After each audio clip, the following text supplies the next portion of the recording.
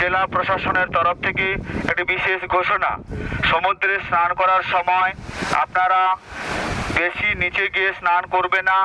সমুদ্রের জল উত্তাল আছে, তাই সকল পুণ্যার্থীদের উদ্দেশ্যে বলছি আপনারা সমুদ্রের কিনারে স্নান করুন।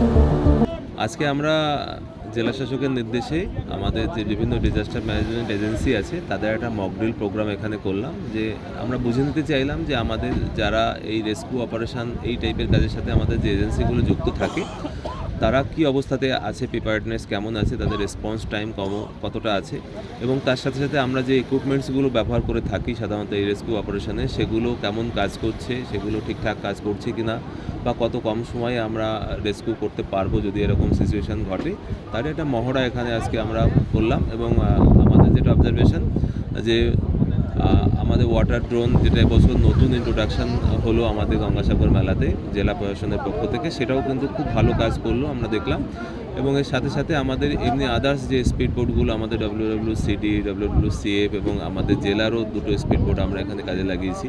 তো সবাই যারা সিভিল ডিফেন্স ভলেন্টিয়ার ছিল তারাও খুব ভালোভাবে অর্গানাইজড হয়েতে কিন্তু এই রেস্কিউ অপারেশন করতে পেরেছে। তো এরকম মকড্রিল মেলার আগে আমরা আরও কয়েকটা হয়তো করব। আমরা চেষ্টা করব যাতে আমাদের সমস্ত এজেন্সিগুলো সবসময় প্রিপেয়ার্ড থাকে এবং কোনো আনটোয়ার্ড ঘটনা যাতে না ঘটে, আর যদি ঘটেও তাহলে যাতে কোনো ক্যাজুয়ালিটি না হয় সেই জন্য নিজেরা তৈরি থাকবো এবং এদেরকে রেস্কিউ করার চেষ্টা করব।